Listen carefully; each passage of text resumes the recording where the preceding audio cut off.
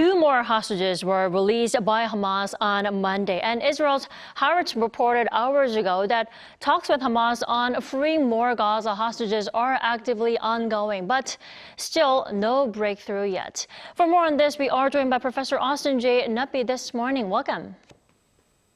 Good morning. Thanks for having me. Sure.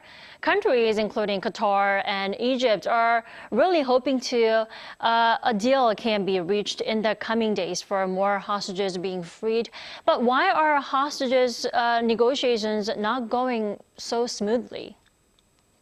That's a great question. It's actually a quite complex process. The United States and its European partners have to work through intermediaries in Doha, Qatar, and also Cairo, Egypt, in order to negotiate directly with Hamas. And so it involves negotiating with intermediaries in the midst of an ongoing conflict where there is extreme need for humanitarian assistance, relief in fuel and water and medical supplies. And so it is a political negotiation during an ongoing war. Right, it is indeed a very complex issue. But the good thing is convoys of trucks, carrying necessities for civilians have entered Gaza from Egypt. But UN has long warned that it's not nearly enough for civilians. Then what is it that the civilians need the most at the moment? Is it fuel?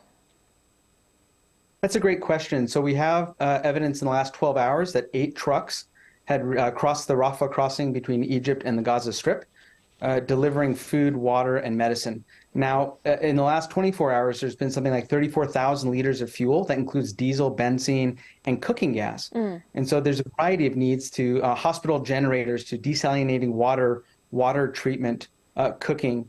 Hospital operating rooms all require electricity generated from fuel, both diesel and otherwise. And so it's an immediate humanitarian interest to supply this fuel, despite the fact that the fuel deliveries in the last day only can supply hospitals and ambulances for less than 24 hours of time. Definitely. Professor Knuppe, there are also reports that the release of hostages would likely complicate Israel's ground assault. How is it a dilemma for Israel?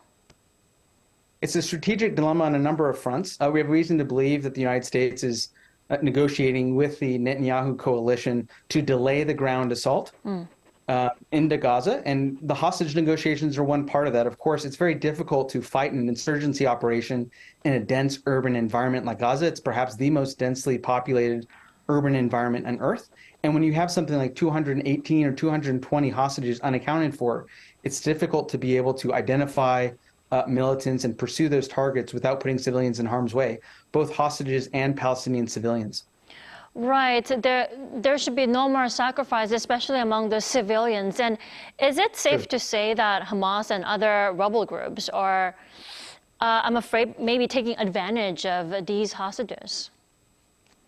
Well, certainly. We know that it's a violation of international humanitarian law to take hostages, and yet it can be in the short-term tactical interests of militant groups to use civilians as negotiating chips in terms of diplomacy on the one hand, and also as human shields on the other. And so despite the fact that it's an immoral and illegal strategy, it's quite effective, especially when you have conflicts between powerful militaries like the Israeli Defense Forces and relatively under-equipped militant groups like Hamas, Palestinian Islamic Jihad, and other groups.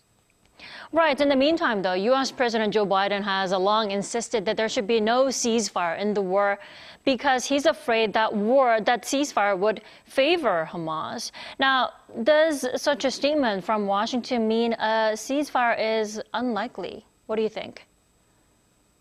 It's uncertain. It's actually hard to tell. I think the Biden administration is signaling to its allies one thing and signaling to the Netanyahu government another thing. And so the U.S. is publicly signaling support for Israel in terms of saying that a ceasefire would benefit militant groups. On the other hand, it's using private diplomatic channels to urge a temporary ceasefire at the very least to allow humanitarian evacuation from northern Gaza in particular. And so public U.S. diplomacy is sending one message and private diplomatic channels are pursuing different avenues. Right. Washington has long pursued that there should be no ceasefire. But how can that last? Because the war has been ongoing for nearly a month, over 3 weeks now.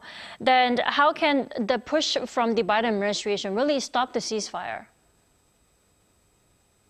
Well, it's going to involve regional players, not only the United States, European partners. It's going to involve Lebanon, Jordan, and most importantly, Egypt. And so any decision or negotiation over a ceasefire is going to involve private diplomacy with the Netanyahu wartime coalition. It's also going to involve diplomatic negotiations with Hamas through intermediaries in Qatar and Egypt. And it's going to involve direct diplomacy with the Egyptian government. And so it's difficult to tell when that ceasefire may go into effect, given that it is a multilateral form of diplomacy among at least 5 or 6 key stakeholders. Definitely. Thanks so much for your insight this morning and for joining us all the way from Utah.